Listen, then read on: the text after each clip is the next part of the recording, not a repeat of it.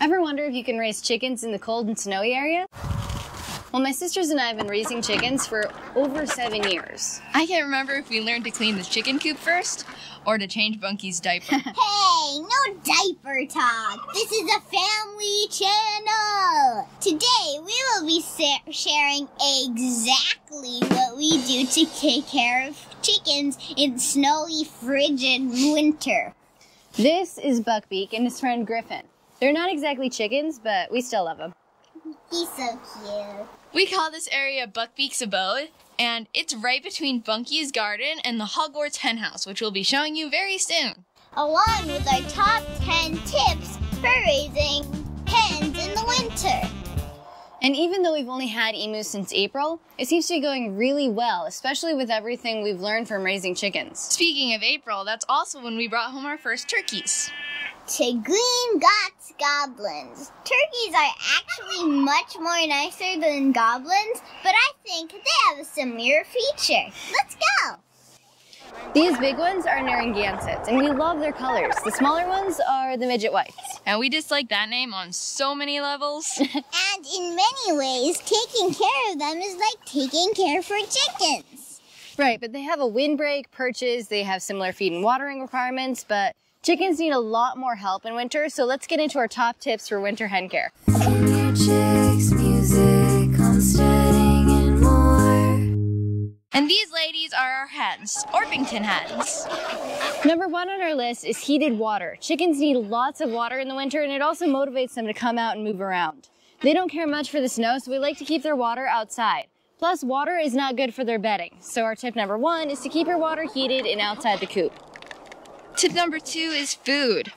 We don't change their feed for winter, but we still feed them twice a day, and we try to get up as early as we can because days in winter are short and cold, and it doesn't make sense to feed them in the morning at noon and then feed them at 4 when it's getting dark out, and then go 20 hours without food. So be careful when you feed them. Hey, that's my duck. Next tip is free range. Already talked about this with feed and water, but just to make sure it's clear, our chickens would not come out much if it was not for feed and water. And they seem much healthier when they get exercise, so their door is open all day and they come out for what they need. Our 4th tip is bedding. We keep it thick and we do it often.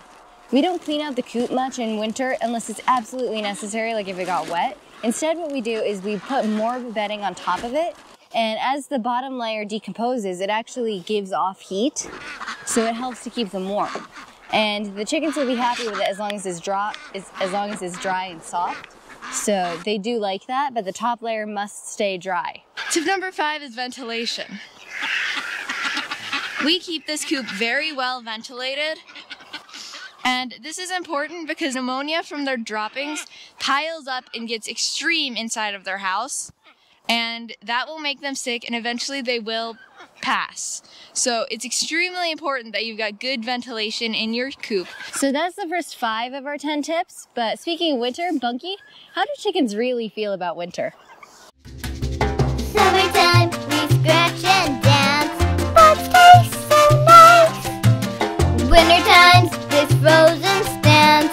Just so and nice. Summertime.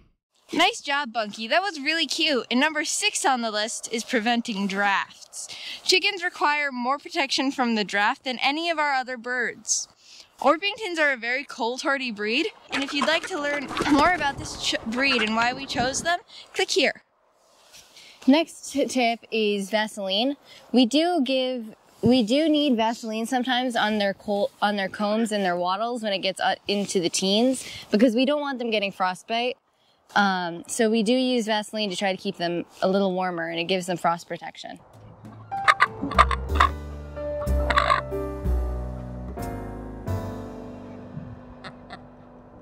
Another thing that's really important is predators. Most of our animals are really good with this. Like the turkeys, they're very protective of their domain. The ducks can fly. Yeah, the ducks can fly away from any predators, but our Orpingtons cannot fly away, and they're not very protective. So during the night, they're locked up in their house so that nothing can hurt them. And in the day, they're in this enclosed area and not a lot of predators are out during the day. Next is perches. Perches are especially important in winter. Heat rises, plus they don't move around as much and their claw is not designed for standing as it is much healthier for them to perch.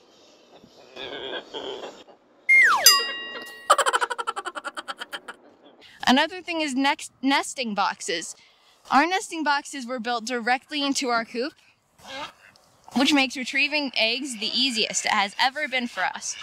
And eggs, yes, occasionally, even in January, we get some eggs. But only when it's, one of the warmer days. We know we could get more by adding artificial light, but we like to give these ladies a break for a month or so. But they occasionally give us some unexpected gifts when they have been in their cozy nesting boxes in winter. Yeah, but their eggs are definitely excellent. Be sure to stay to the end of the video for some highlights of us building the coop last summer. And here's a quick update on Cocoa Puff. Cocoa Puff's doing really well and he's really adorable. And now our chicken coop build. After making a nice sturdy base, we needed to find the perfect place. We decided to leave room for the emus by the garden, but plenty of space for our ducks that hang out by the pond in Whomping Willow. Last summer seems like a distant dream. Making the chicken coop was a fun family build, and we got to use the new garden shed to assemble walls, like this one. Did I mention the importance of pre-drilling? Yeah, did you see the prices of wood last summer? Pre-drill and measure twice. Securing plywood to the floor was easy, and we also covered the floor with a second covering. But to put plywood on the walls, we needed extra help. Here comes Bunky and Dad now. The roof was fun, and I got to use my new DeWalt drill shear to cut the metal. I made a video of it, and we'll link it here. And we were really excited that we built it with nesting boxes that could be accessed from the outside. So cool!